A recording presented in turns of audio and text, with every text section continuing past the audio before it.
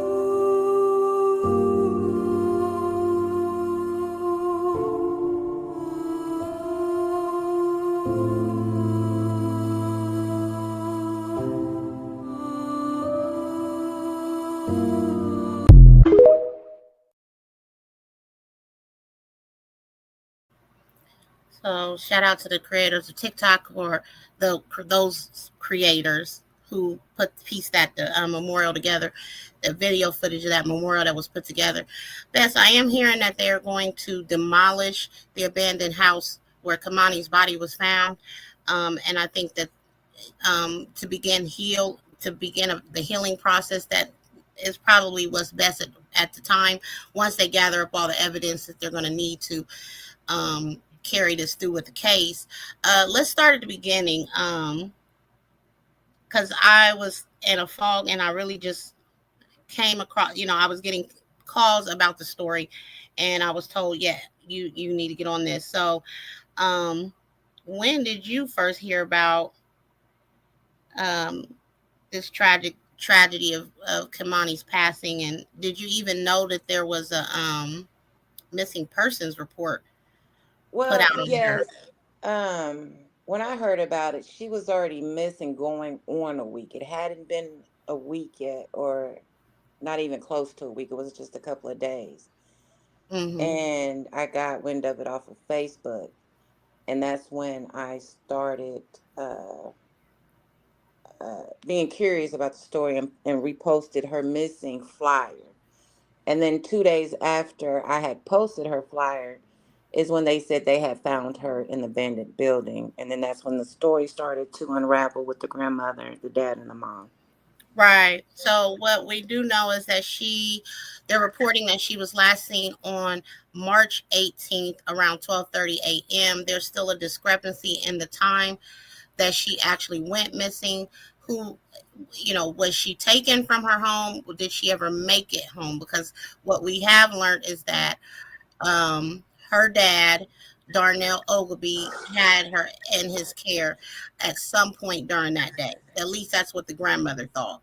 And by the time the grandmother came home, she noticed the house being disheveled, signs of maybe a struggle. Her underclothes were missing. Her phone was there. Her key was there, but she wasn't there. So I don't know when the official missing persons report was placed on Kei'Mani in her disappearance, but I know I didn't get an Amber Alert. Did anybody else get Mm. an Amber Alert? No, never got one. Okay. And that was the main thing. What struck me was because there wasn't one. And that was the reason of me posting. You understand what I'm saying? Exactly. So we definitely don't know if this is an official timeline. So don't take anything that we're saying, guys, as take it with a grain of salt, because we're just up here kind of speculating like everybody else. The rest of the world is tuned into this story. We're trying to figure out, did she make it back home? Because according to what Dad has told the police, he did take her back home. He later got a call from her stating that she was afraid. That sounded like somebody was trying to break into the house. And he went back over there with a cousin and accompanied her for about an hour or so until she was cool, until she was calm. And then he said he left her there in the home alone. Um, what we do know is at some point he removed her from the home. Okay. So, yeah, y'all, like I said, this story is all over the place, and it's frustrating because you're on different platforms trying to build the story and try to fill in the blanks, and you're only getting so much information. um Grandma, it reported that she was arrested when she actually wasn't. She was removed from the home because there was a mob of people, protesters, speculators outside of her home, upset, wanting answers, saying that she knew more than what she was saying. And so she had a police escort. That was earlier in the week. They were reporting that she was arrested, but she wasn't. And she did go on to, what she spoke to a news reporter, and she confirmed that she was taken down to the police station, but she was not arrested. She was put into some like protective custody type of situation. Jennifer, do you have a thought on why the community was outraged and lashing out at Grandma? You know, because she did seem suspicious. Um, the way that she came onto the scene, it wasn't as if she was concerned or caring. You know, uh, she wasn't. I'm a mother. I'm a grandmother. If something was to happen to either of my children or grandchildren, I would be on the floor. But she didn't have that type of concern. It was more so, I showed up to see what's going on. I really do believe that the community had that hunch that she knew more than what she let off to be, that she wasn't just in the dark. Yeah, she seemed very offensive. I mean, of course, if you've got a crowd of people screaming at you, you know something, or you're not saying something, or whatever. I understand. But I feel like, I don't know. And I told you earlier when we talked, all of these adults attached to the story, attached to Kei'Mani, in my opinion, have done her an injustice. I agree. From the very beginning, you all didn't know how to act. From the very beginning, you all did not rally around each other. Y'all did not show enough care or concern for this little girl's life. And I don't understand where the communication barrier is, where it starts, where it ends. I have no idea. But this story just opens up the door for us to have these type of conversations, because we are failing our children. Yes. In a very big way. This young lady's life should not have been taken, and these were the adults that were supposed to protect her, and these were the adults that I'm sure she put all her trust in. And something is very off about this story. Okay, let's take a look at this. I think this was the day of them coming and finding the body, correct? Where am I? That's not it. Hold on.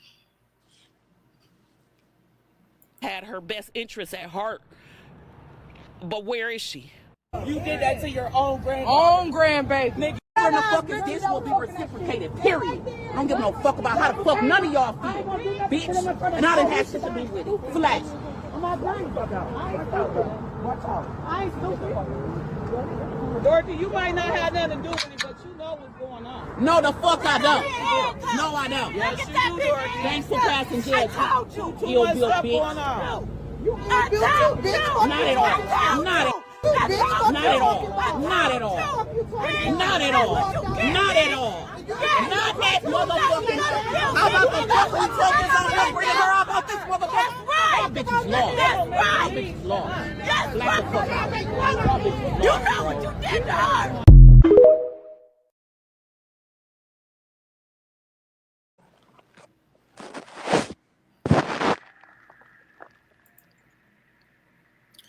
So these were the very first videos that were popping up, and yes, the community seemed divided. Yes, the community was asking what happened. Who knows what? The grandmother was on a defense, very much using a lot of profanity, and we apologize for that. But where was the humanity in coming together, expressing love, care, and concern for this little girl's whereabouts? She very much had some adults that said they cared, and I want to know how come their voices were not heard. So early on, we found out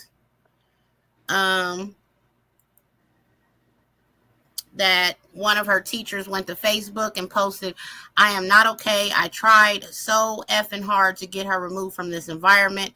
Sweet baby, my heart is broken. The system is effing broken.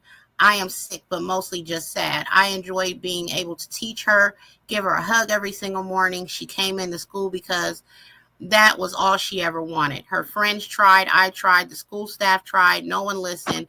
They wouldn't allow her to have a voice, and now she's deceased. Thank you at Toledo Children's Services for your lack of effing care for these children." And then underneath the teacher's post, there was breaking news that the police did find a deceased person in an abandoned home on the 1100 block of Miami Street, and they did believe it to be Kei'Mani. So, teachers were taking to Facebook and saying that they were trying to get her removed.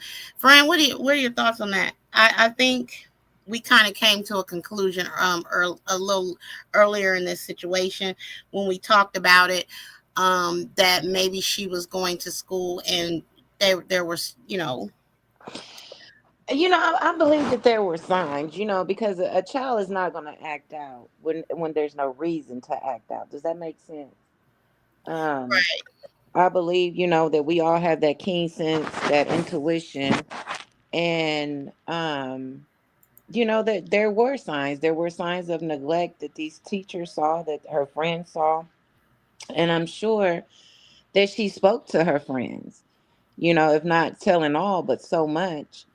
Um, it was there, and those that tried to help can only do so much. You know what I mean? Mm-hmm. Going to children's services, they were a big part, and I understand there was reports, not necessarily on the father, but other reports of um, someone trying, if not, and I could be wrong, trying, if not trying, to molest her. But they let her down. They let her down. They did not hear the cries from the teachers.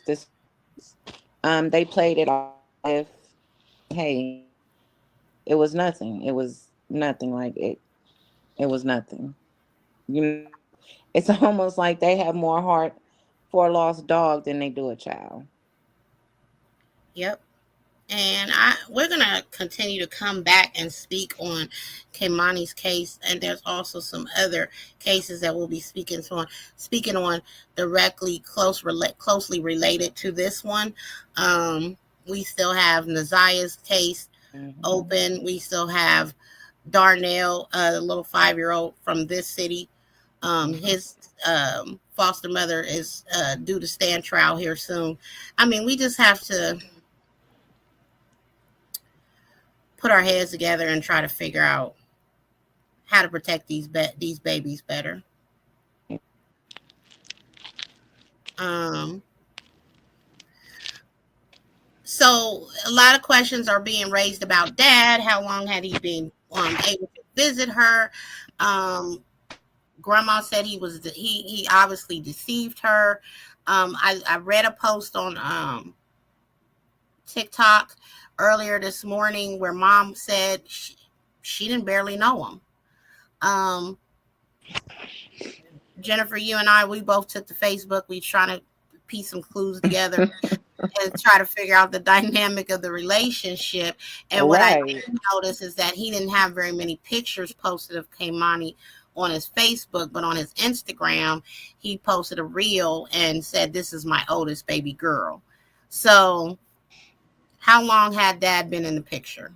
Was this a matter of, oh, they just, you know, rekindled the relationship? Was mom in the picture? And involved in getting them together so that he could see his daughter and have visitations with his daughter? Like, how often was he able to um, be in her presence? Now, what I did notice is that stepmom is Facebook page is being heavily trolled, as if Hmm. she knew something or she had some involvement in something. And then I heard people saying to please back away from trolling her. She is the one that contacted the police, the authorities, and made the report that Mr. Darnell Ogilvy's behavior was erratic. He was asking her to delete camera footage. I don't know if it was like ring camera footage or indoor camera footage or something to that matter. Maybe that would have tied into the timeline of when he said he last was with Kei'Mani. But what we do know, and what we do know to be factual, is that he has confessed to unaliving Kei'Mani. And according to the autopsy reports, yes, she was found in the abandoned house, undressed, sexually assaulted. Hands were removed, and her throat had been slit, and she sustained a numerous amount of trauma to her body. So that's what we do know, and we do know that dad did confess to unaliving her. Um, Prior to making his great escape here to Columbus, Ohio, dad did take to social media, and people were commenting that something was truly mentally off with him. Let's take a look.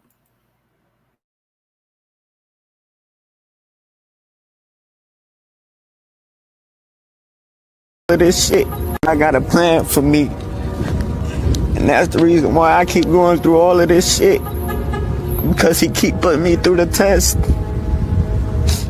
When is the test gonna be over, bro?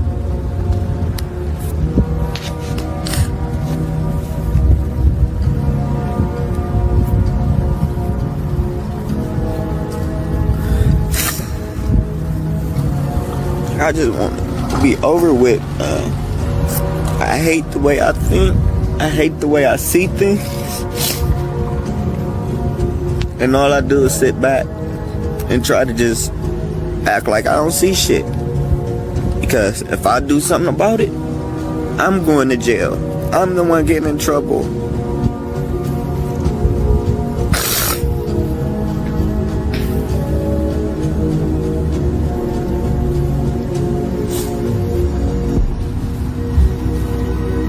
I just want to know what's the real purpose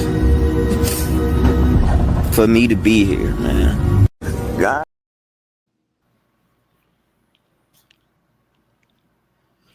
So obviously that was a cryptic message, knowing that what we know now, for him to take to social media, and he definitely was in distress, and then saying without saying what he did to Kei'Mani. Yeah, he definitely was showing some signs of mental distress in his life, and I don't think a lot of people even knew what was going on with him at that time, but people were in the chat and in the comments comforting him.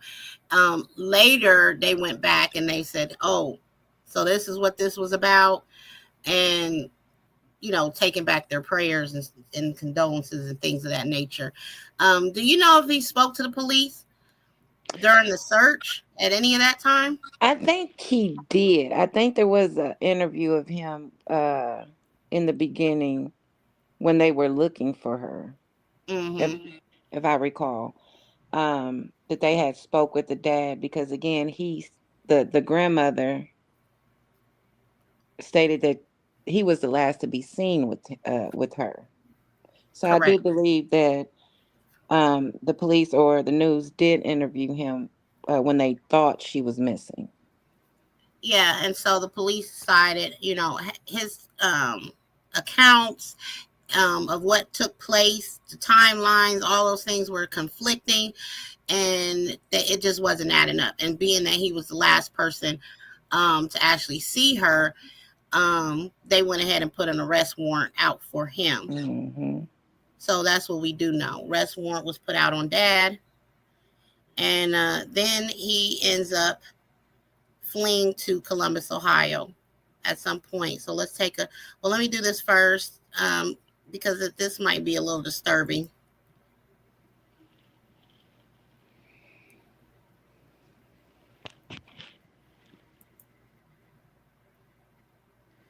And let me also make sure I put my disclaimer up.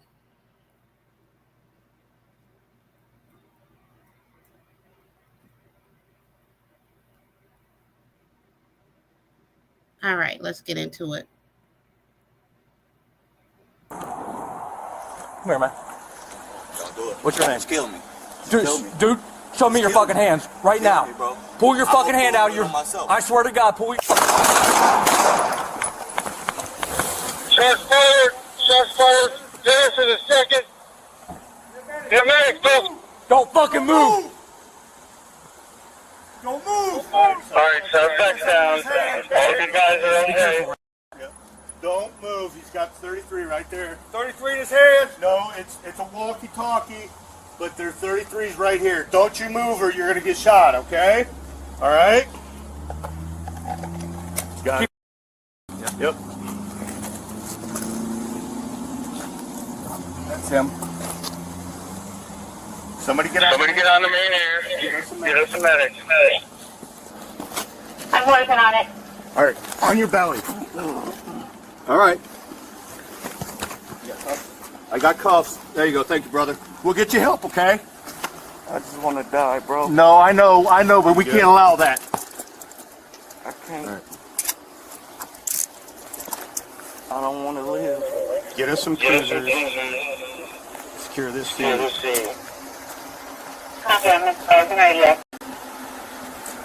All right, who fired? I'm in the car. He did too. All right. You did? I did not. Okay. He did. Okay. You good? All right. You good? All right. I know. All right. Listen to me. Listen, I gotta roll you off. I gotta get you up on your side, okay? I gotta get you up on your side. I got you. All right. Where you hit at, bro? I don't know. All in my leg. All in your leg. He's all hit right here. I know. He's hitting his arm once. Oh my God. You need a medic here now. Where's your I know. Tim's? They're coming. Okay. We got him. He's hit once in the arm. All right. He's hitting the side here. Yep. You're hitting the side. Okay. You'll be fine. Hey, look. You know what's good about this? Sit up. Okay. You're gonna be fine. I can't move my leg. I know. Okay. I know. I think they broke. Where do you guys need us? There you go. How's that? They broke. Okay. I can't get up. Okay. We're gonna leave you sit here. Okay, I had to cut that short, y'all. That was a little graphic. So I apologize, but I did want to give people the visual detail of what happened when he was apprehended, because a lot of people are going on social media saying that he's deceased, and he is not deceased. He is currently still in the hospital under police restraint, I believe, waiting to get I think he had to go undergo some sort of surgery. He was shot several times, but he did not perish. So let's take a look what Toledo Blade said. They reported that Columbus police on Tuesday, this past Tuesday, shot and wounded the man wanted for the murder of 13-year-old Kei'Mani Latigue. According to Brian Steele, president of the Fraternal Order of Police Capital City, Lodge 9 SWAT officers approached Darnell Jones around 10 a.m. Jones, 33, of the 600 block of Willard Street in Toledo, was wanted on charges of murder, felonious assault, and abduction in the disappearance and death of his daughter, Kei'Mani. There was a be on the lookout put out to Columbus police that a murder suspect from Toledo may be in the city, Mr. Steele said. SWAT didn't locate the suspect's vehicle that night. Crews stalked out the vehicle all night, but early Tuesday morning determined that it was abandoned and had it towed. Crews in unmarked vehicles remain in the area in case Jones returned. They had no reason to believe he had any acquaintances in the area. They just started searching every street and every alley, and then one of the SWAT officers saw a man matching his description. When officers approached Jones, in what you saw in the video, he did pull a gun and the officer shot him. SWAT guys have medics that work with them, so within seconds of being shot, he had a medic working on him. Mr. Steele said he added that no officers were injured. This shooting did occur near 2nd and Division Avenues in Columbus. A firearm was recovered at the scene. They reported that Jones was in stable condition Tuesday at a Columbus area hospital. Based on his encounter with Columbus police Tuesday morning, Jones is also charged with felonious assault. He will be arraigned in the Franklin County Municipal Court at 9 a.m. Wednesday, which we now know was postponed because he hadn't been released from the hospital yet. Toledo Mayor Wade Kapazinskis, sorry, sir, if I've messed your name up, said he spoke to Columbus Mayor Andrew Ginther around noon Tuesday, and the mayor told Mr. Darnell Jones, the mayor told him that Mr. Darnell Jones was struck, but he is in stable condition and is expected to survive. He added that Toledo Police Chief Michael Trendle has been in constant communication with the police of chief in Columbus. The mayor also said that the house on the block of 1100 Miami Street, where Kei'Mani's body was found, is scheduled to be demolished in the coming months. The home was vacant and had been burnt out. What happened here was an unspeakable tragedy, and we hope removing the structure can be part of the effort to help the community heal. The Lucas County Coroner's Office on Tuesday did release Kei'Mani's cause of death. Again, she died at 12:19 p.m. on Monday as a result of multiple incision wounds of the neck. The coroner's office said her death has definitely been ruled a homicide. Jones gave inconsistent statements about his activity with his victim and their whereabouts, according to the affidavit. He was the last person to be seen with her prior to her disappearance. Once her body was found, 2 more warrants for Jones' arrest, and one including murder and another felonious assault, had been issued. He dropped her off at her mother's house at 10 o'clock Monday night, and around 11:30, she called him, allegedly said she thought she heard someone trying to break into the home. Miss Casson previously told the Blade that her daughter was home alone at the time. So Miss Casson is Kei'Mani's biological mother, who lives in Cleveland. She saw her Monday. Kei'Mani's grandmother, who is Dorothy Latigue, reported her missing just before noon of March 18th, saying that Kei'Mani did not show up to school that day and that calls to the girl's cell phone went straight to voicemail.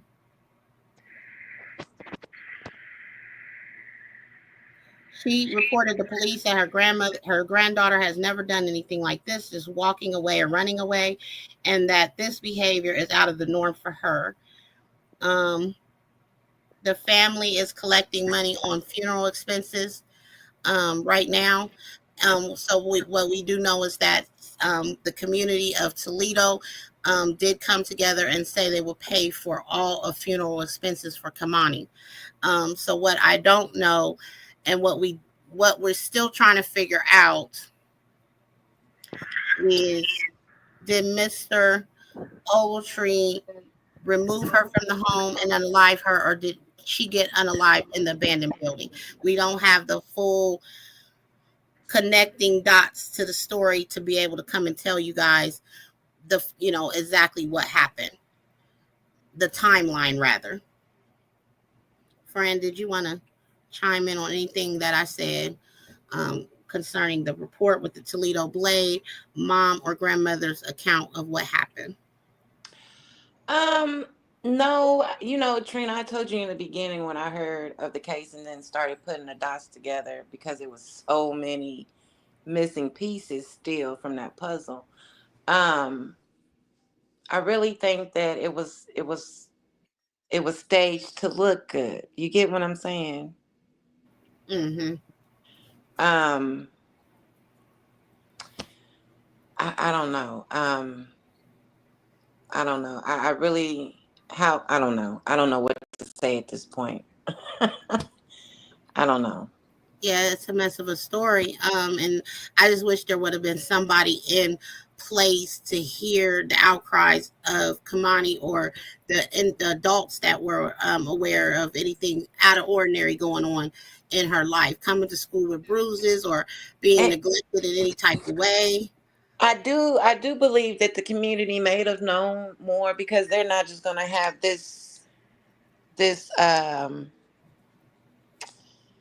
harsh feelings towards the grandmother. I do believe that they've probably seen the neighbors, her friends, probably witnessed or, seen her being mistreated.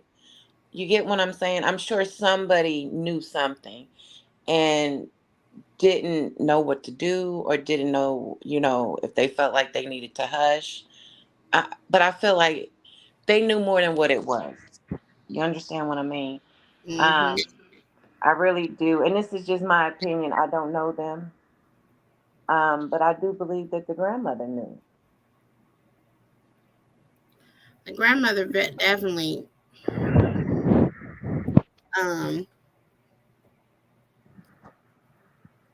Aaliyah's 14, and she doesn't walk to school alone. She doesn't ride a bus alone. I mean, community bus. Or, you know what I'm saying? I'm still one of those overprotective mothers, so I couldn't imagine working the late shift, coming home and expecting her to have fed herself, did her homework, they're responsible and mature in their own way at that age, but they still need Right. guidance. They still need a lot of guidance at 14. She was 13 at, during her demise. So it's like somebody's going to be held accountable. She was left home alone. If this story about her being afraid, and she calling her dad, if he wasn't abusing her prior, I don't see her picking up the phone and contacting him. Me neither. Me neither. And if you want to know the truth, I feel like the whole story is bull. I, Fabricated. yeah, I feel like this is something that they got together and staged. You know, I told you that earlier, that I felt like that house was staged. Mm-hmm. Um, I felt that the grandmother called the school to make herself look good and concerned. You know what I mean? Like almost to keep her a paper trail of innocence. Like she might not have had her hands tied in the actual doing, but I believe that she had and she knew what was going on. And that she Absolutely. played a part in the whole disappearance, the whole unaliving, all of it, from all of that. What I don't understand is, in the beginning I thought that she was the foster mother of the mother, and then now the child of the mother.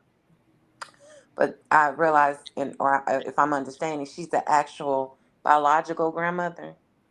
Yes. And we're going to Okay. get into a brief interview that the mother took to social media on yesterday, and spoke with um, a lady from over on Bigo. And I didn't get the full clip of that because it's a very long interview. But I will put the information down in the chat, or even post it up on the community wall, so you all can go over and take a look at it yourself.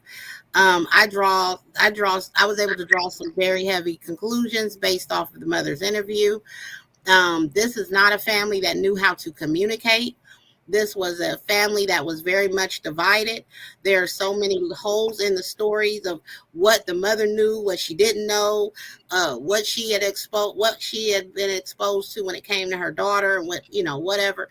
And so I'm really just trying to wrap my head around the story and try to get a little bit more understanding. And it's confusing. I hate stories like this, where you want justice. Justice is definitely deserved for this baby, because she didn't deserve any of what happened to her. But we have to hold somebody accountable. Okay, what was going on with dad? Why did he snap? It was his first encounter around her. Kei'Mani, was he prevalent in her life? Because according to what we saw on Facebook, dad has other children. I do believe 3 younger children. So what would make him want to do this to his child? I have no idea, but let's take a look. Here it is. I teach my children that if you ever get kidnapped, if somebody tries to snatch you up off the street and put you in a van or a car or whatever, do not scream for help. I do not want my kids yelling, help, help, help, because people don't help. Not only do they not help, but they damn sure don't help little black kids. They look at them and they don't say nothing, right? But if you yell, world star, everybody will immediately pick up their phone and record.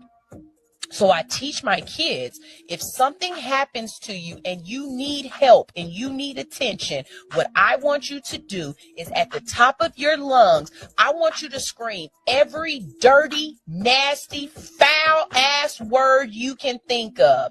Any word that I say is inappropriate for a child to say, I want you to say it. Every 4-letter word you've ever heard mommy say, or you've heard them say on TV, scream it as loud as you can and yell world star. Because at least then I know people will pull their phones out and they will record. And if I can at least get a recording of what the person was wearing when they snatched you, what kind of van they got in, which direction they took you, what street you were on, if I can get any information, I can try to get you back. And that's all mommy is trying to do. I just want to get you back. So instead of screaming for help, scream, World Star! World Star!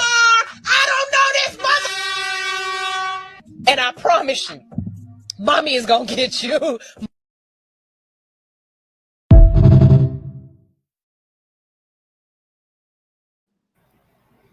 So that's just a little quick tip in what we should be telling our children.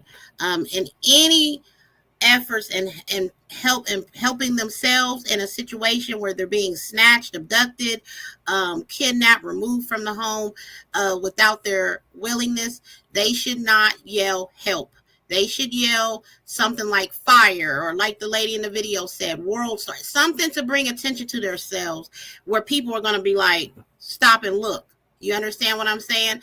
To teach them to kick, scream, wave their arms up in the air, struggle, put up a struggle.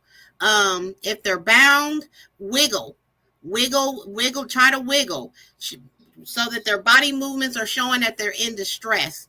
But we got to start teaching our kids better tactics and what to do when somebody is taking them. Could Kei'Mani scream? Could she yell fire? Could she yell world star? We don't know. We don't know the circumstances and when she was unalive. Was it done in the house? Did she get knocked out? Did he creep up behind her? We just don't know these things. Could she have ran and hid somewhere? We don't know. We can only hope that she did not suffer too bad. We can only hope that the bulk of her injuries and the trauma that was caused to her body happened before she, after she was unalive, before she was able to have knowledge of what was being done to her. It is devastating as a mother to have to come up here and do these lives and present these stories. It's frustrating to go through lives and hear accounts and listen to the inconsistencies of the adults that were in her life and that were around her, that were there to protect her, who failed to do so. It's disheartening and it's heartbreaking. Fran, did you want to add anything to that video? Yes, we do need to come and come to another thing of how to teach our children when they are in harm's way. You you have these females and men who like to put, the air tags, even though I know they're against the law now, but in different people's vehicles. Why not your children? With your phones, you have Find My Phones and apps where you can and keep the location of your children at all times. It's so much that we have out here because you don't have the help of the Amber Alert, but it's so many other ways that you can keep track of your children. To me, it shouldn't be a reason why you don't have it. Just because you might live in a safe neighborhood, anyone can get taken in anywhere, anytime. We shouldn't have that attitude where it's not going to happen to mine. I just feel like you need to be safe and come up with a plan at all times, because anything can happen. Absolutely. And we don't have enough people who want to get involved in making sure kids in their neighborhood, and not to cut you off, but another thing, with this being family, we need to teach our children. It doesn't matter if it's mom, dad, brother, sister, uncle, grandma, whomever that the label that it may be. Mm-hmm. That's so true. Use caution when it comes to everybody, and even if these children, Jennifer, drop down, come back up when you get ready to. Thank you, Cheese, so much for dropping links for me, and also asking everybody to make sure they hit the like, share, and subscribe, and the post notification bell reminder. I greatly appreciate that. Even if these kids, you're the type of parent who's very trusting of your family, close friends, whatever, keep in mind that you need to be present and you need to be involved. You need to be able to hone in on different personalities. Can you hear me now, love? Yes, I sure can. Okay, I don't know what happened. It was a call and then it knocked me down. Oh yeah, to do that. People snap. Right.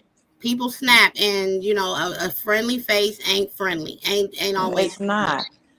It's not. And you even have to protect your children from children. But let them know that it's okay to tell or snitch on that individual. Mm-hmm. You know, you have some that might say, oh, if you tell, I might bring harm to your mom or whoever. You know, but let them know that whatever they may say, I got you. You know, you don't have to be to the point where you're afraid or frightened that you cannot tell someone. That's right. So we're gonna really quickly get into this, and it's just the audio, friend. I didn't. My phone worked against me when I was trying to do the download, and so I said, you know what? I'm just going And live. that was the reason you just needed just the audio. Yeah, absolutely. I hope you guys are gonna be able to hear what I'm playing next. This is the interview that Mom did on yesterday. And again, she did this interview on Bingo. I don't know if she even knew who she was speaking to. I'm guessing, based off of what Jennifer told me earlier today, the sister or somebody closely related to her was in contact with the content creator who did the interview. And that's fine. But pay very close attention to what Mom says in this audio. Let's get into it. Between the two. Okay, so this basically lines up with what the grandmother said that she was there off and on for about 5 years. Would that be fair to say? My daughter's about to be 14 tomorrow. No. No, that's still not accounting for like 3 to 4 years. Okay, so that timeline is just a little bit conflicted. Okay, so during this time of her being there, how many years did you fight for your daughter after she was born? Oh, I've always fought. Hey, I'm on the phone. No, do not open that door. No. You want to go out there? You can go out there and play if you want to. But I can't have you playing in here. But no, I've always fought for my daughter. I've fought for my daughter since the day that I had her. Give me 1 second.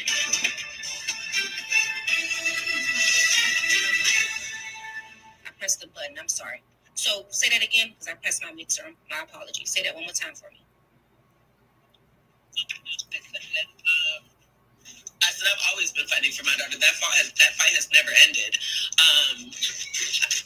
In June, my mother was supposed to be signing a third-party custody transfer so that I could get my baby back because she said that she did not want her anymore. She said my daughter was stealing. My daughter was lying. I don't know that any of that is factual, and I don't believe it. But she said that my daughter would a whole bunch of stuff, and she just couldn't take it anymore. She wanted me to get my daughter. We were supposed to be going to court for that, to give me custody of my daughter back, because every place that I've always had space for my daughter. I've always made sure I had means to take care of her. Right. So, this abuse, what do you know about this abuse? Because one thing that I'm noticing is that there's a fair consensus from multiple family members that she was getting hit on by the grandmother. Did you know anything about this, and how long did you know, and what steps did you take outside of, fighting for custody? Did a very good job. I think that was so that they would be able to do what it was that they wanted to do, how they wanted to do it. Again, I still have my parental rights, but because they are guardian, because they are custodian, if they don't give me the go-ahead, I can't do anything. Yeah, but I'm saying, did you hear about the abuse? How did you know anything about the abuse that the grandmother was doing? I didn't hear about the abuse until anything that I've seen, because I've never even seen my mother hit my daughter other than like a spoon, like a wooden spoon to her hand. I haven't witnessed any of that, and I think that was for a reason. And she is your biological mother, because that was in question as well, correct? That is my biological mother, unfortunately. How they ended up, listen, I'm going to be honest with you. Y'all are so loud. I cannot not even think of, then they started bouncing her back and forth between the two. Okay, so this basically lines up with what the grandmother, how the grandmother said that she was there off and on for about 5 years. Would that be fair to say? My daughter's about to be 14 tomorrow. No. No, that's still not accounting for, that's accounting for like 3 to 4 years. Okay, so that timeline is just a little bit conflicted. Okay, so during this time of her being there, how many years did you fight for your daughter after she was born? Okay, so the video actually started over. What I wasn't able to record, Fran, and I was really trying to, but it was too long, and I got to clear some space off my phone. She said that custody was removed from her. Okay, and now keep in mind, bio mom lives in Cleveland. Kei'Mani lived in Toledo with her grandmother, and she bounced back and forth between godmom and bio grandmother. And dad also resided in Toledo, from what I'm gathering. What mom says is that she was having a medically unassisted birth. That's what she planned. She had a doula and a midwife. She returned back to Toledo so her mother could be present during the birth. Grandmother, which is mom's mom, reported her to CPS, and they removed custody from her for medical neglect. Jennifer, you're more of you have more knowledge on this subject than me. Is that reason for DFS or CPS to take custody of a baby away from its mother, an unborn baby away from its mother? No, because you have every right to birth your child where you choose. It doesn't necessarily have to be in the hospital. But you can actually birth it by yourself. You've had women that birth, my child has. But you do have to, at some point after and before, have some type of prenatal care for the baby. Because, yes, they do see that as neglect. So if she had a doula or someone as close to it, or a herbalist, someone that can actually is certified to bring prenatal care while she is pregnant. And then the fact that she could have that baby at home by herself, but she does need some type of medical assistance with the doula, because anything can happen with the child. But then, like I said, you have cases where women have delivered babies by themselves before they could go get that type of care. So it is wise that you do take the child to seek medical right after birth. But the way she said it was that she had a doula, right? And midwife. So you're right, or a midwife. So there shouldn't be a reason why that child was removed from her care. Exactly. And she said she brought paperwork, which was another thing that struck me as odd. So yeah, there is definitely a hole in the mother story from what I gathered off the interview. And then to never consider returning her back to her mother and 14 years. I was even lost because I didn't know that she had other children until you brought it to my attention. Because even when I went looking, I didn't even hear that the mother I knew the father had a little one. I didn't realize that he had more than two. Yeah. So stepmom, going back to stepmom and going down through her Facebook profile, has plenty of pictures of dad and 3 other younger children. Young, and when I say younger, I mean younger than Kei'Mani. So I do know that he is the father of at least 4 children, including Kei'Mani. Now, I honestly don't think, in my opinion, I don't know. I didn't see any proof. I mean, you can only go by what the mother said. But when the YouTuber or the interviewer asked the mother, did you at any point go back and try to get your child. You know, she was hesitant to answer it. I Mm-hmm. honestly don't believe she did. I honestly don't believe that she even tried to take the mom to court. She never said, you know, we went to court hearings, or we had court dates, or, you know, I got visitation, or there was supervised. None of that to say that that was in court. You understand what I'm saying? Yeah, and Um, in fact, you know, with my previous experience of being a foster mom myself, here in Ohio, Children's Services doesn't work that way. They're really trying to keep families together, so they will exactly. give you parenting classes. They will help you with Mhm. vouchers. They will help you get set up with case manager assistance with the government, whatever it is that you need to get on your feet to provide a home, a safe environment, or stability for your child, so they can get them out of the system. So not all reports made to CPS is going to result in the child being removed from the home. There has to be a significant amount of evidence that there's abuse, neglect, things of that nature take going on. Or sometimes, if it's in the best interest of the child, the parent themselves can relinquish rights to the state. Mm. I found this to be very interesting as well, and just uneasy with the interview because it didn't make sense. It didn't make a lot of sense to me at all, to be honest with you. What I do know is Kei'Mani was bounced back and forth between grandma and a godmother since birth, and mom never reclaimed custody of her, even though she says in the interview several times, I still have uh, custody, legal custody. No, you don't. That's not how. No, she doesn't, because once you give guardianship um to anyone, you no longer hold parental rights over that child. And then another thing, I'm not sure where the interview was, but it was a best friend of hers that stated that she's never heard, as and they've been friends for many years, over 14 years. Um her say that she had Kei'Mani, or was getting her, or she was coming by this weekend, or I've seen my daughter today, or I went to go visit. It never came out of the mother's house, uh, pertaining to what the best friend said, coming from her mouth, that the mother never mentioned visiting the child, having the child over to visit, or anything of that nature. So it was really weird for her that she saw Kei'Mani those last few days. Right. She said, that's my visit. That was my visit.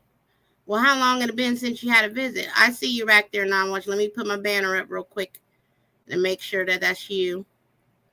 She said, that was my visit. And then a lot of other people were saying, no, it seemed like he was bringing Kei'Mani over there to see her mother one last time.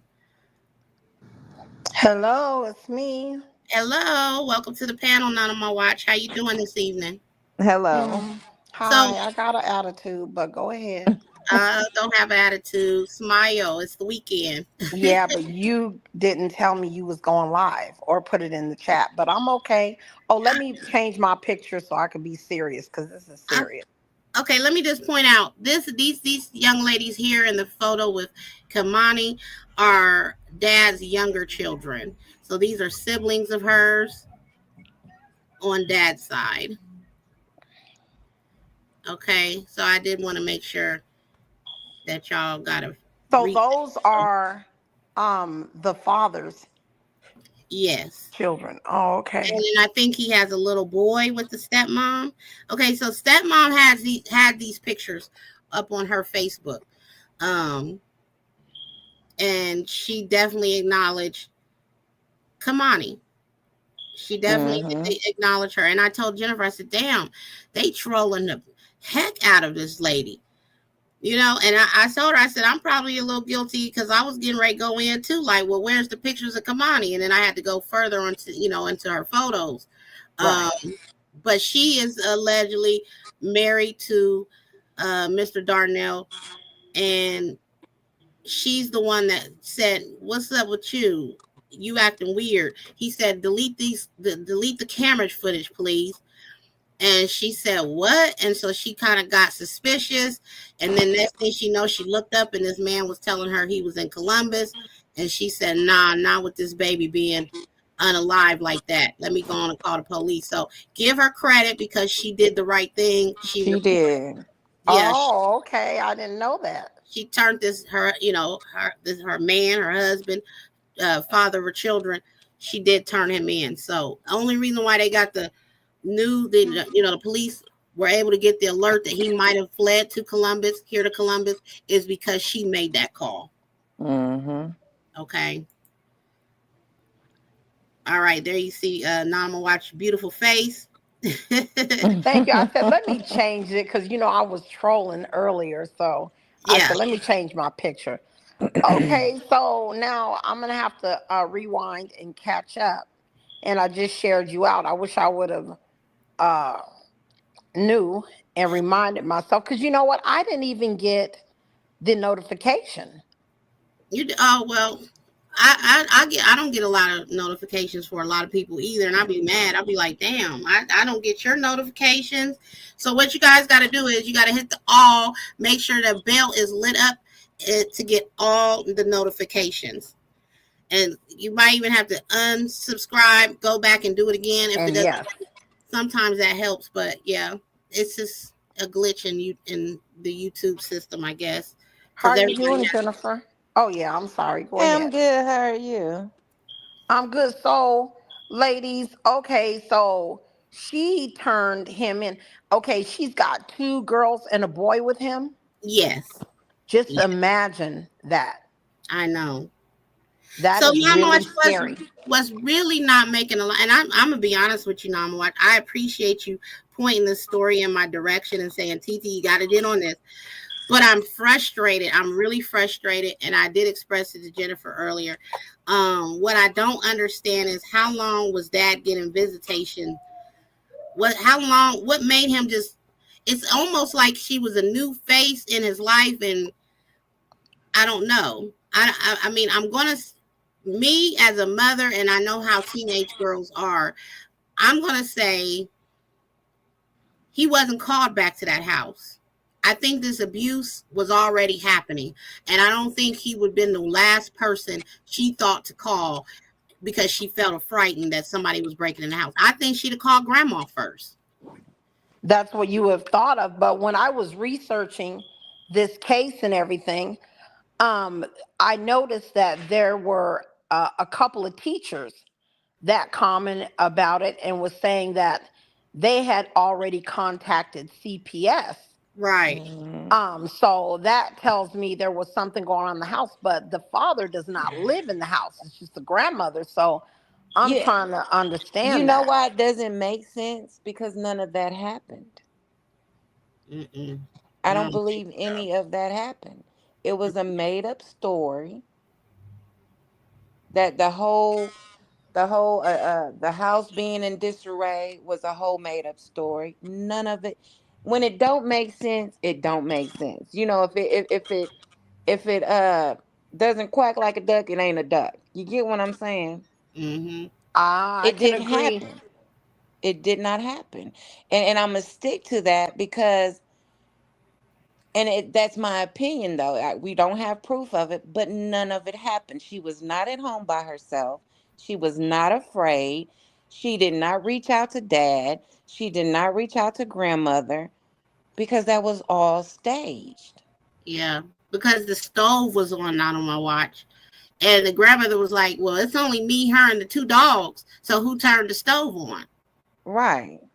If you're leaving her at home, yes, if you're leaving her at home by herself at 14, I think she's y'all done probably went over the rules of the house.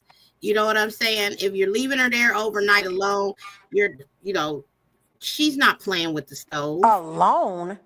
Okay, so who lived, did we find out who lived in the house? It was her, the grandmother, and who else? According to grandma, it was only her and Kei'Mani and 2 dogs that lived in the house.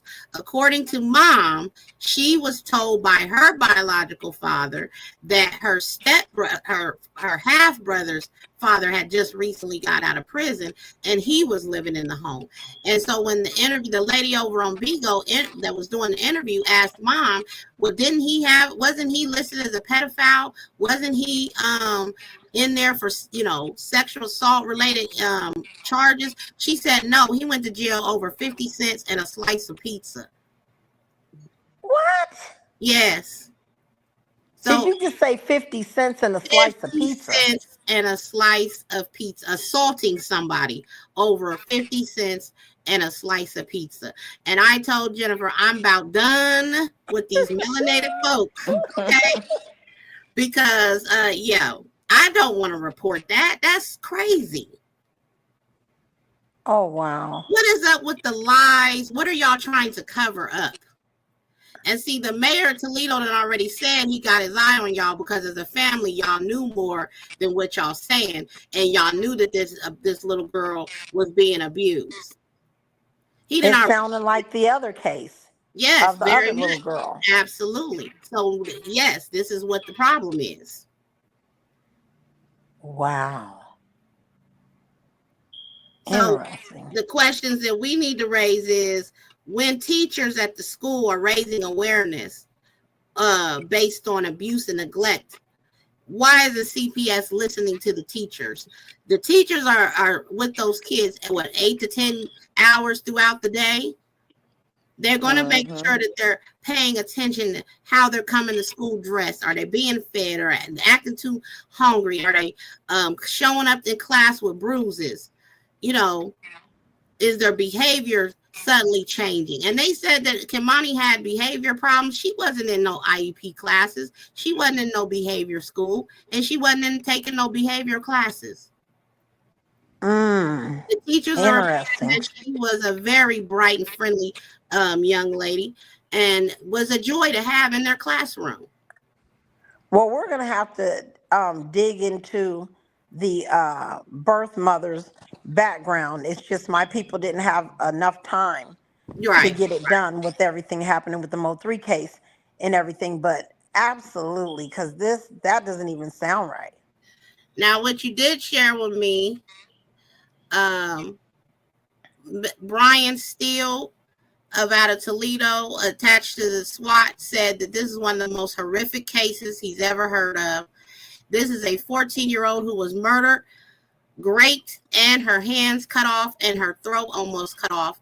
Officials at the scene said the police received an alert Monday to be on the lookout. So, again, shout out to stepmom for making that call.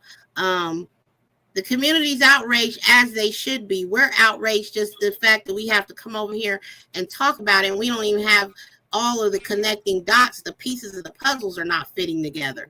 Mom, I'm just going to be honest with you. You don't seem all the way mentally together yourself. Hey, OC girl, salute, baby. Hey, OC girl, welcome back to Just Me TT. You don't seem all the way together yourself, ma'am. I couldn't have been within 2 hours of my child and not been knocking on the door.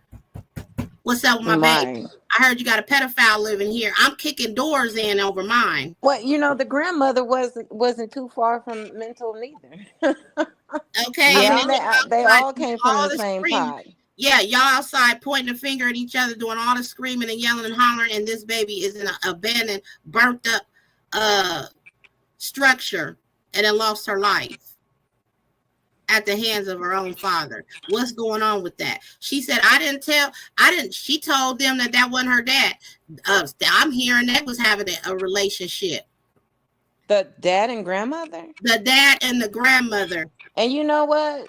Wait a minute. I believe it. Because if I was the mother, regardless where it just didn't make sense for the mom, the grandmother, to just be okay with giving the dad, if that's how the story was, the daughter every weekend. You get what I'm saying? And like you said earlier, if this grandmother wasn't at home, where were you to the point where you left this child at home overnight by herself? So this is not the first time that you did this, or if so, again, this is a made-up story. You get what I'm saying? Let's rewind this a little bit for Not On My Watch, who's just entering the panel, and OC Girl just entering the chat, just coming in.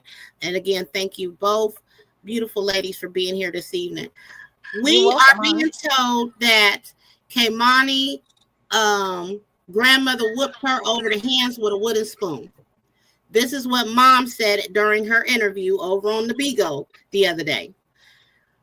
If my mother reported me for not having a medically assisted birth, natural birth, it took my baby over something like that, you don't think I'm gonna call Children's Services on my mama who has stole custody from me and tell them my mama's beating my child with a wooden stool? She got pedophile. She running some kind of what you call them? It'll be bad blood till I got my child. Listen, we not friendly on no type of level, mama or not. And it ain't gonna take me 14 years to get mine back. It ain't. And you know, the mother, it's starting to look like the mother kind of knew what was going on, because she showed no remorse, no sympathy, no hurt. Like I told you, I'm a mother and a grandmother. If anything happened to my children, I would be on the floor. Right. The mother, I she was was looking too at that calm. too. Yes, ma'am. Come on up, OC Girl. You're more than welcome to join the panel. OC Girl said the teachers are mandated reporters. The mother definitely seems off a little. The grandmother definitely knew more. She heard all that you heard. She heard that isn't her bio dad. So what the mom said was that is bio dad. And then she went on to TikTok and said Kei'Mani didn't even know the man. She didn't even know. So what is the story that's conflicting? That's y'all done all came together and decided what? This baby didn't deserve to live no more? Because TT ain't no dummy. I may have been born at night, but I wasn't born last night. Let's go, baby. Something ain't right and the milk ain't clean. So we Not On My Watch definitely gonna have to come back. We're gonna have to dox her for number one, and get a little bit of background. Number two, all of them need docking. Yeah, they do. And what was interesting to me is at the crime scene, she had that tape, and that baby was like right there. I would have been tearing the crime scene, yelling, screaming, hollering. Everybody seemed calm. And then remember that they put the grandmother in handcuffs. Remember, and all those people were out there yelling and screaming. Then the next day, she said she asked to be in handcuffs, and it's just a whole bunch of craziness. So that's why I was like, TT, you got to cover this story. But because of everything that's going on with 3, I haven't really gotten involved. But I'm gonna spend a couple days next week and really dig in. So, OC Girl, welcome back to Jusme, TT, and welcome to the panel. Well, salute. Good evening, everyone. Hello. Hi, OC Girl, baby. Hey, well, the grandmother, according to what I heard, she said she wasn't under arrest. She asked them to take her out the house like that because the people were outside her house threatening her. So they took her to the police station to get her out the house, and then, so whatever that means. Exactly. And so what is going on? Like, because when she gave me the link to go over on TikTok, and I saw the mob of people out there, they was like, you may not have nothing to do with it, but you know what happened. You know what's going on. So it's still stuff that they're not saying fully, and grandma's involvement. And dad. I agree. So was he her father or was he not her father? Because that's the part that I'm confused on, because they said it wasn't her father, it was her father. So they're saying that he is definitely her biological father. That's what they're saying. They're saying grandma. Did you know he was married with 3 kids? Yes, I just heard that. I just found that out. I want to say maybe yesterday that he was married. She turned him in, which is a good thing. I didn't know that. That was new to me. Yeah, she said he came to the house. I'm sorry, I don't mean to over talk anymore. That's okay. Yeah. What I found to be even more interesting is they said he resided in Columbus back in 2021 in the Wyland Park area, which is in between our west and south side of town. But he was married to this young lady in 2021. So he couldn't have been at two places at the same time. Sure, he could have been. Some women just don't have a problem with their man moving around a certain kind of way. Couldn't be me, but hey. Well, what I know is Dad came to Columbus. He was bald head, shaved his head. He was wearing all black. He had a vehicle. He abandoned the vehicle, so we don't even know if the vehicle was in Dad's name. They told it, but they staked the place out to make sure, to see if he would come out of a building, walk around the alley, and he did happen to be seen that morning. Brandished the gun. I don't know if he was trying to shoot himself or Columbus police or SWAT, but they fired 3 shots at him. So did he die? No. He's still in the hospital. Oh, okay. Well, that's good. At least he'll stay in trial. Yeah, he was supposed to go to court Wednesday, but they postponed it because he's still in recovery from his gunshot wounds. But he did a full confession. Oh, okay. Well, apparently the wife or girlfriend or whoever it was, she said he told her to turn off the cameras because she had security cameras or something around her house. Yes. And then he brung something into the house, the liner out of his truck bed, or out of the back of his truck. Yep.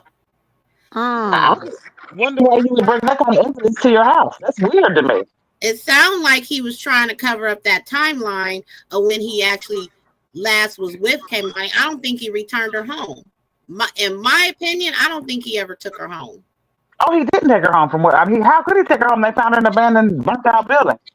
And another question that we got to raise, y'all, is where's the cousin? He said him and the cousin went back over to the house to sit with her because she was afraid. She thought she heard somebody breaking in the house. Where's the cousin? Why he ain't in police custody? That's a good question. Because they did say there was a cousin, and he was sitting on camera with him and the cousin and the little girl. Is that correct? Yes. I heard that somewhere. Yes, I heard that too. Well, have they questioned the cousin at all? I haven't heard them say they questioned him. I haven't heard them say they've apprehended anybody but the dad. He's probably going to be used as a witness against him. So you feel like the why do you think he killed her? Because he was having sex with her? What do you think his motive was for killing her in such a brutal fashion? I know why he did what he did to her body, but it's just crazy. I think she might have told him she was going to tell, or she put up a fight. It got too rough and physical, and yeah.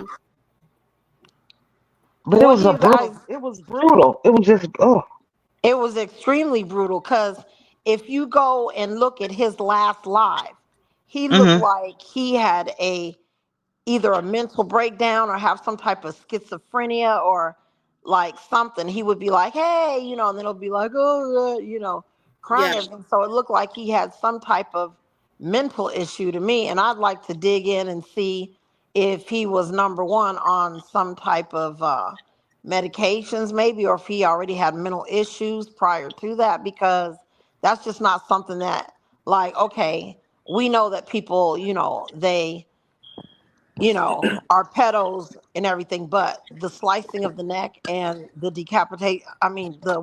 the hands is, we know that they do that to get rid of like the fingerprints, but come on.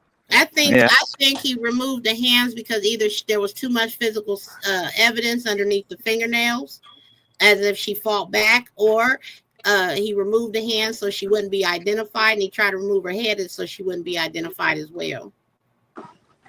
That's so crazy. Now, Tina, do you know if they did any rape kit on her?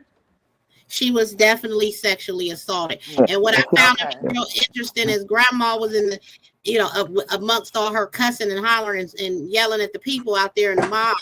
He was saying she's a virgin. Okay, so why would you say that before the police did their investigation? Why was that something to bring up? She said she's a virgin. She kept yelling, she's a virgin. She don't even like boys. Why would she say that? It's like she was trying to divert the story away from letting the people know I didn't have nothing to do with this. It had to have been somebody that took her to rape her because she was out there yelling, she's a virgin. She don't even like boys. And the police hadn't even did an investigation yet. So that's a very odd statement. That's an odd statement to make about a child when they're missing, that she's a virgin. Exactly. That's very odd. And then did you say that he was sleeping with the grandmother? Well, the mother is saying that people are going on social media saying they're sleeping together. So I don't know if that's they trolling her, you know what I'm saying, or she just throwing that out there because she feels some type Because it could have been that, you know, of he her was anyway. doing that to the But grandmother and she was I you heard know, that. handed the daughter over to him. You know, those weird people do that stuff like that. Will allow people to touch on their children and everything like mhm. that. So that's really interesting. Now, Hmm. Bio Mom is saying she doesn't do social media, but we did find a Facebook page, and I don't think she's been active on it since what 2018. Friend, I think she was on social media because she went crazy posting the disappearance posters and and all that. So, Mom in that interview said some stuff that kind of had me like, "Girl, what?" Because you definitely do social media. What I found to be kind of weird is that she didn't have pictures of Kei'Mani on her Facebook page, though. Mm. Well, they said the Did she grandma have a had her since she GoFundMe? was little. Didn't the grandmother have her since she was little? From birth. And here's the Yeah. story behind that. She's claiming that the reason why Kei'Mani was taken from her custody is because she decided to have a medically unassisted birth. She came back from Cleveland, Ohio to Toledo, Ohio, so grandma could witness the birth, and grandma turned her into CPS. What? Wow. Exactly. That don't make. Mm. Yeah, but I, didn't the aunt, her sister, say something else that she wasn't fit? The sister said she's never came around. She's not been active in Kei'Mani's life, and she only came around to cuss them out and yell at them about $900 she owed in child support. Oh, heck no. But you know, my thing, if she wasn't fit, how did she go about having these other children? Cause she has other Yeah, children. I was just going to ask that. in the state, I don't know too much about any other Well, state, but I know in the state of from Ohio. from my experience, friend, and I'm gonna just tell you, sometimes they fall in between the cracks, especially if they moving from city to city. CPS workers don't, they don't want to follow up. Sometimes they won't. We But ain't here's the thing: it's a never red flag. if You're the mother was flagged. neglectful with one child and she took off and went somewhere else and had some more kids, But they that may overlook but that. you're what I'm saying is, Trina, is you're flagged. You get what I'm saying? Well, you Regardless supposed to be. what city you run into. But like you said, it's the caseworker's job. But let's say we're gonna just say she was flagged. That it was on her case that if she had any other children behind Kei'Mani, that she was to get tested or removed. So it's for the hospital staff to play police. You get what I'm saying? So Right. that's why I find it very odd that she had any um neglect. That's If why I she's said, going, if she's going to another city and she's having more medically unassisted births, and she just popping babies out and then reporting that she done had a baby, they ain't gonna know to go over there and do an investigative report on her and her neglect on a previous child, because that based on how the state works, you supposed to stay in contact with your caseworker too. You're supposed to give an updated phone number, address, oh, well, see, I didn't know that. I ain't never been in so trouble. they can So keep a paper trail. And you're supposed to be doing that so you can get your child back. So how right. many children does she have altogether? Only one that I know of. I'm not aware of her the number amount of kids that she have, because she didn't say any. She said I got a little girl that Kei'Mani Mm. spent time with while she was up here on Monday. Played video games and spent the day with her. And she's got custody of her. Yes. Hmm. Interesting. Wow. So this is a very interesting story, y'all. We're going to continue to keep a real close eye on any developing details, and I'll report them as I get them. I got to put mom, grandma, dad, everybody in the hot seat, because I'm just disgusted with y'all. I really am. I don't know what the heck was going on. I don't know why Kei'Mani was with dad. I don't know if she was supposed to be with dad. I don't even know if that's really dad. When is your Yeah. next live on this? I'm gonna try it. What's today? Saturday. I'm gonna try to Yes. go by Tuesday or Wednesday of next week. By Tuesday. Okay, then I should have some more information then. So I'm gonna start looking and seeing what I see too, because it's a very disturbing case to me. Yeah, it is, and it's disturbing. As mothers, we couldn't imagine. I wouldn't not be cities away and not know what's going on with my child at all times. I don't care who get mad. I don't give a damn what the state say, because I'm gonna keep filing the paperwork that I'm not neglectful. I'm fully fit to have my child in my care, and somebody gonna have to answer some questions. Let's take So one look. wait a minute. I have a Now, question. So they weren't in the same city? Because the little girl lived in Toledo. Where did the mother live? The her mom? mom lived in Cleveland. Dad and grandma lived in Toledo. Oh, I didn't know that. I thought it was in the same city when she said he brought her to see her. I thought it was in the same city. So he drove her from Toledo to Cleveland. So dad allegedly did travel to Toledo to Cleveland that one last time so mom could see her. And then went back to Toledo and killed her. And then she Wow. said grandma was blowing up the phone. Oh, she got to be home now. You got to bring her home now. And she spent 2 hours there, and he allegedly traveled back to Toledo with Kei'Mani. And then from how there, he far did is not that? know.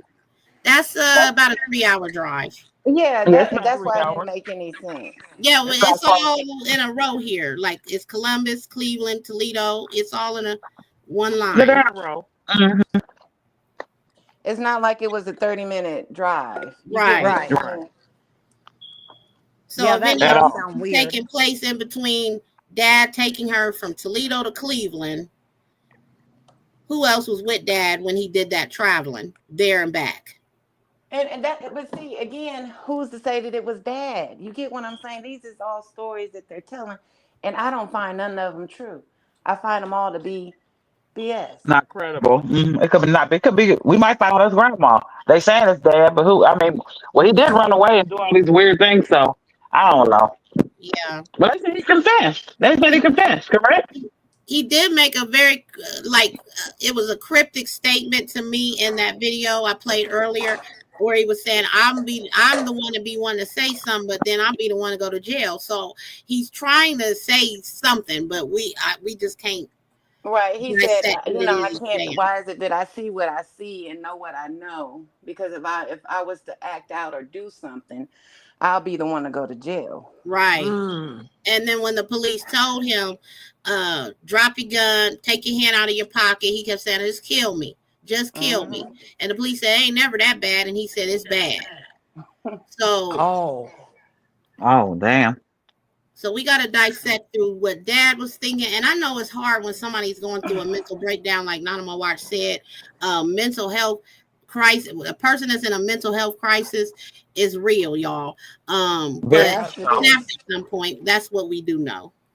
Right. Well, Well, it I sounds guess like he we'll knew find something out else. more.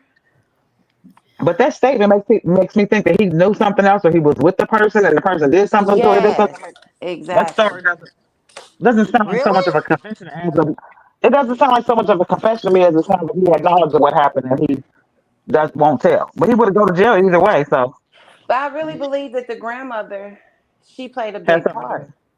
I think so too. You Yep. know, she was the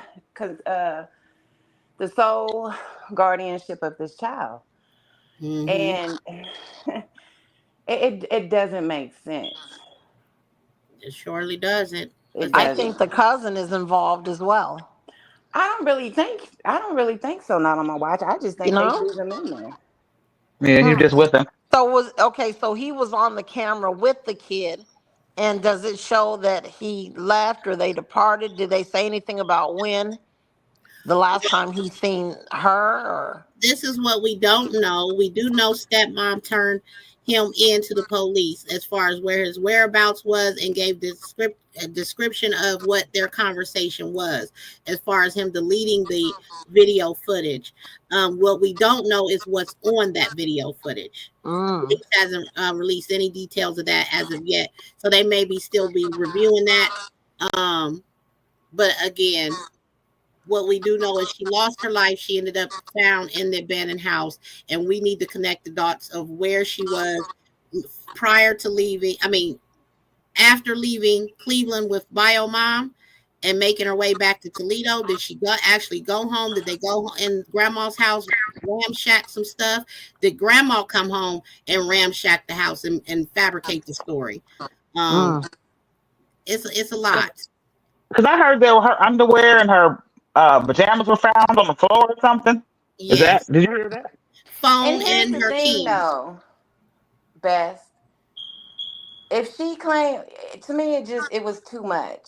Like I said, I really do believe that was a setup scene, and I have a feeling that the father knew he was going to get in trouble for the sexual abuse, and that's why he staged the panties, the disarray with the clothes. You get what I'm saying? Because if you remember earlier when we talked about it, I said where's the physical evidence? There's no blood in the house. There's no semen. Because it didn't happen there. Right.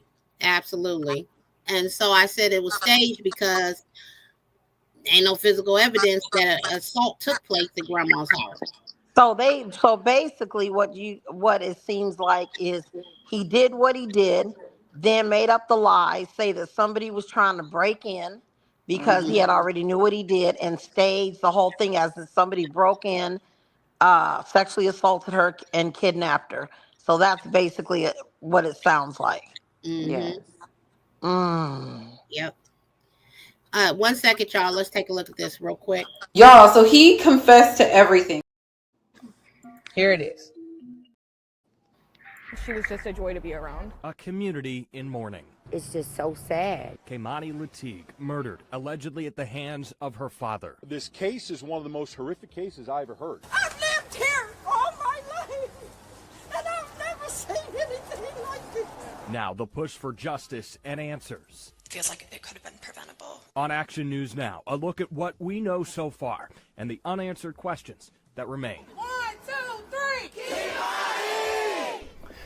It is the story that has captivated our entire community. Hello, everybody. Welcome to Action News Now. I'm Josh Krupp. We continue to follow every development here in the breaking news of the murder of Kei'Mani Latigue, a 13-year-old who died allegedly at the hands of her father, 33-year-old Darnell Jones. What we're going to do here on this 13 Action News Now special report, we're going to walk you through the entire timeline of events as we know them. We will show you how we got here. What is next?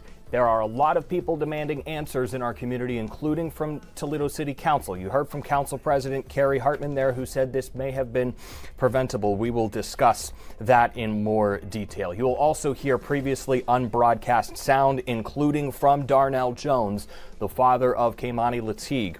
We interviewed him days after she was reported missing. You will hear some previously unbroadcast sound from her. Also, just back into the newsroom within the last couple of hours, we got a new reaction from Toledo Police Chief Mike Trenley. Our Alexis Means sitting down with him today, asking for more answers about what happened to Kei'Mani Latigue. And you'll also hear him describe how the police officers are doing who were working this investigation, who ultimately found her body in what some police officers are calling one of the most horrific cases that they have seen. I want to walk you through the timeline of everything, and we'll do that fairly quickly, and then we'll go into greater detail about every single point on this timeline here in just a moment. But let me start by telling you a little bit more about Kei'Mani Latigue. She was a 7th grader at Spring Elementary School. Toledo Public Schools is heartbroken by this loss of a girl who, by all accounts, was just a shining star, recognized at an honor roll assembly, and was set to receive a kindness award this week. Friday would have been her 14th birthday. The timeline of events here really begins on the 16th of March. That is when her family says she was last seen. On Monday, she didn't go to school. Her grandmother comes home, who has custody over her right now. Grandmother comes home, realizes that something might be off. Take a listen to what she told us whenever we interviewed her a couple of days after she was last seen. When I came home, she wasn't here. Of course, she was supposed to have been on her way to school, but according to the way that the house was set up, once I got here, because it was in complete disarray, she wasn't here. So I called the school so that I can talk to her, and they said that she wasn't there. So shortly thereafter, I contacted him and went up to the school and had them check again. And again, they stated that she was not there. So we started looking for her. She says, I contacted him being Darnell Jones, who you will hear from momentarily, who was standing beside her during this interview. She was officially reported missing. That police report filed on the 18th. Toledo police put out an alert that says, if anybody knows where she is, let us know. We're trying to find this girl. The 19th is when we did that interview with the grandmother, trying to get the word out that Kei'Mani was missing.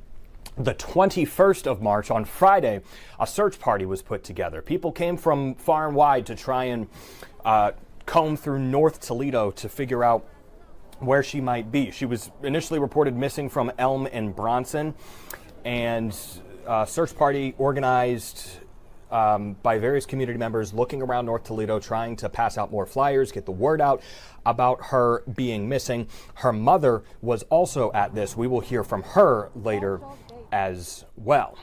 Continuing down on the timeline, an arrest warrant was issued on Sunday, this past Sunday, for Darnell Jones. The initial charge was abduction. Darnell Jones was nowhere to be found, though. Police said that he was not in custody. We learned of the warrant that was issued for his arrest on Monday. Police were searching for him. It was that same day, on Monday, when her body was found in an abandoned home that had burnt down at the corner of Miami and Wilmot. Toledo police finding her body in an upstairs room in this house that had suffered fire in the past that we will also come back to. So that was a monumental moment here in this investigation when her body was found. Jones was not found at this point. He was found the next day. Yesterday, Jones was arrested in Columbus, Ohio, by police there after a shootout with the SWAT team. We are told that there was a BOLO, a be on the lookout, statewide issued for Darnell Jones, and agencies across the state of Ohio were on alert for him, including in Columbus. We are told that whenever Columbus police encountered him down in the capital city, he pulled a gun. SWAT officers responded. This is what SWAT does. SWAT goes out there. Some of them have uniforms, some are in plain clothes and plain cars. And it's my understanding that they had a location on this suspect vehicle, and they did what they do. They circulated the area, they saturated the area of the short north, and one of the SWAT officers did find them. There was a confrontation. The individual had a gun. You pull a gun on his officers. We've said many times, this is the outcome you could expect. The officers shot him. It's my understanding he is in a local hospital right now. He is still in a local hospital at this point. We can report to you now that the arraignment for Darnell Jones was supposed to happen today. That Brian Steele from the Columbus Police Department, also a union president down there for representing police officers. Jones was supposed to be arraigned, supposed to be in court today. He is still in a hospital recovering. Much more from Columbus Police and Toledo Police in this investigation as well. But that's kind of the summary of this story, if you're just tuning in for the first time, of the developments and the facts that we do know at this time. Again, we're going to walk through each of those individual events right now and give you some previously unbroadcast sound, including from the Toledo Police Chief reacting to this and from Darnell Jones. I want to revisit the initial story that we published on this back last Wednesday. 1 week ago today, on the 19th, is when we first told you, the viewers at home, about this story, that there was a missing person in North Toledo, this 13-year-old girl, Kei'Mani Latigue. People were in North Toledo handing out flyers, asking anybody, if you see this girl, let us know. And this isn't a runaway child story. This isn't somebody who goes missing all the time. This isn't a bad kid by all accounts. Like we had just told you at the beginning, Toledo Public Schools raved about this young girl. And her grandma said that she wouldn't just run away. She wouldn't just leave the house without telling me where she went. Take a listen to what she told our Alexis Means. The house was unlocked, and when I walked in the house, all of the gas was on in the house. Like the stove was on, there was no fire, but you can hear and smell the...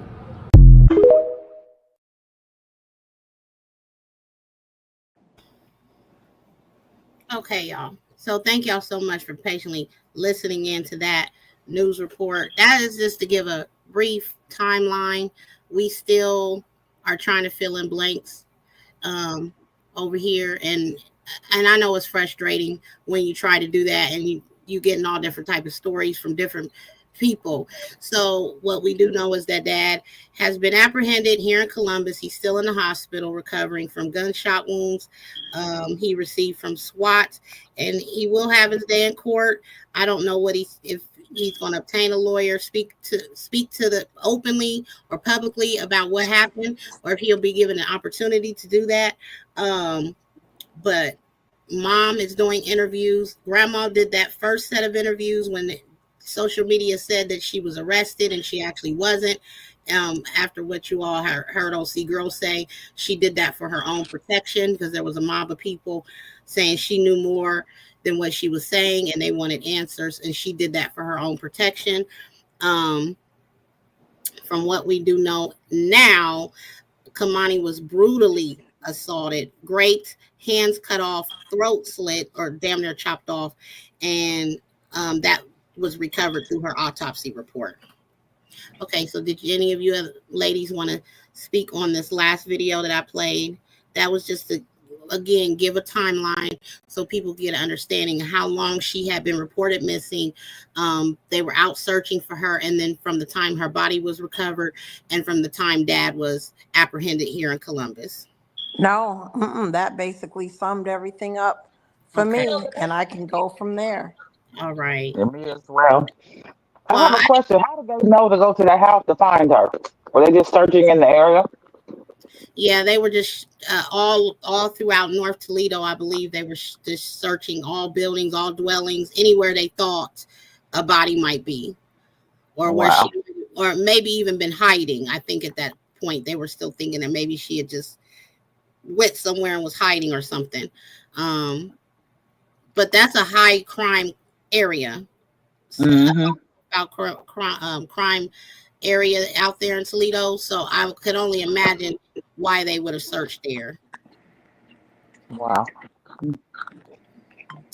So, but again, y'all, we're going to come back later on in the upcoming week, and continue the conversation about Kei'Mani. Again, prayers.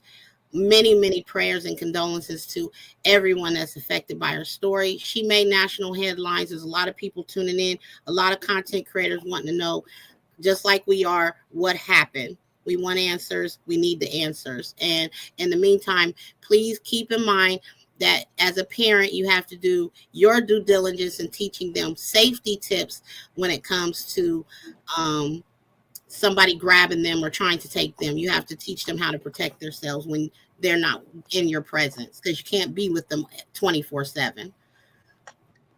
But there's definitely ways for them to try to protect themselves. I'm going to send out a national prayer to all of our babies out in the world, all of the children that the adversary is trying to attack through violence, crime, sexual assault.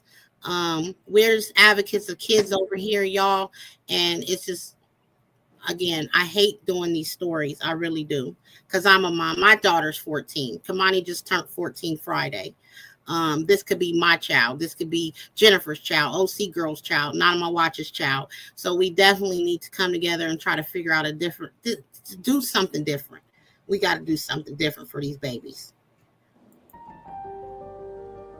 I am writing you, dear children, because your sins have been forgiven on account of his name. I'm just like, I am writing to you, fathers, I don't know, I'm just kind of like, because you know him who is from the beginning. How I am can writing somebody to do that you, to their young own child?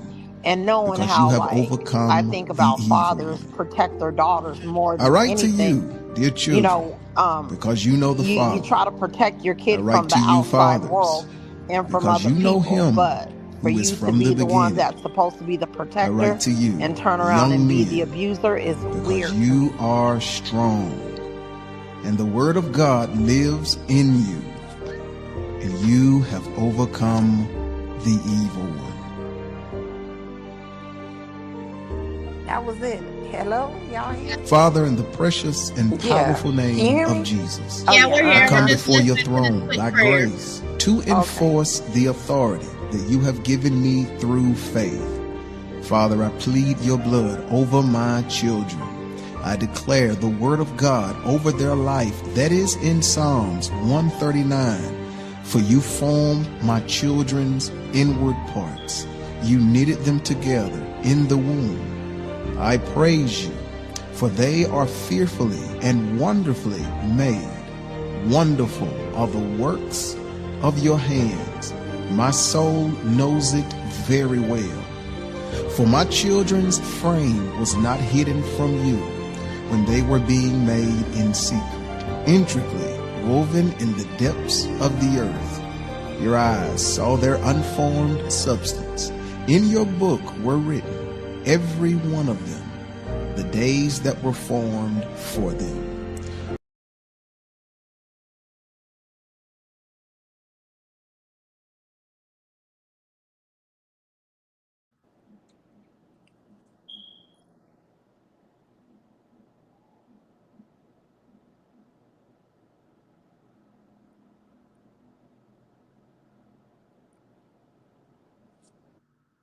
Did I miss something? Yeah, I don't hear anything anymore. We Yeah, did I miss Me either. something? yeah, Oh, that's okay. I'm like, wait. me So too. I was like, I said amen. I said amen to that prayer. Oh, I definitely said amen, amen. amen, amen. And we got to come together as a community to keep these babies safe from this type of things. We so tired of hearing these stories. We really are.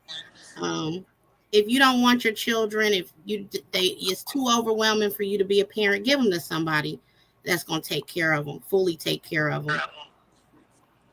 Facts. So Every child deserves a chance to live, grow. yes, give these babies a chance to grow up. Kei'Mani turned 14 on Friday. She met her demise within days of reaching her 14th birthday.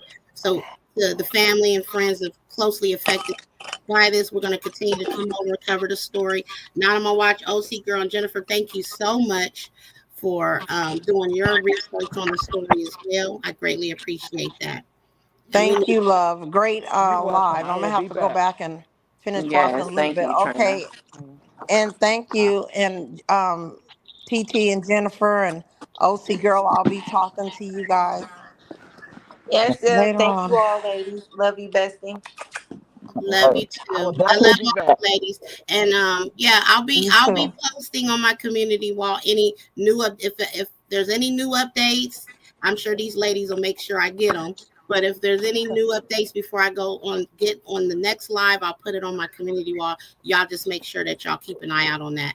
Make sure you hit the like button, share me out. Make sure you're hitting the post notification bell. I do greatly appreciate it. Oh, and All as right. far as any updates on the they're just real brief updates on the nonprofit. It is still under construction, you guys. I'm working on getting some sponsors. What I'm trying to do is I'm trying to do a connection of missing youth in America to the sex trafficking epidemic that we have here in America. So that is what my nonprofit is based on. So keep an eye out on updates on that, and I will be presenting the website as soon as I get it all fixed up. I know you guys have been waiting since March 16th, I believe, is when I was going to go live and present it. Yes. But I did get a little discouraged. Oh, Nanima Watch knows what I'm talking about, but I did get Yeah. discouraged, and time just got away from me. So yeah, keep an eye out. I will be definitely presenting the nonprofit. We're just waiting on some feedback from some people who may become sponsors for the nonprofit. So Okay. Sounds good. I'll be waiting. You already know what it is. We'll be going live and everything on it. Okay. Absolutely. All Again, thank you so much, ladies. Have a blessed evening, and I'll see you all on the next one. All right. right. Okay. Sounds good. Have a Great good live. evening. Thank you. Bye-bye.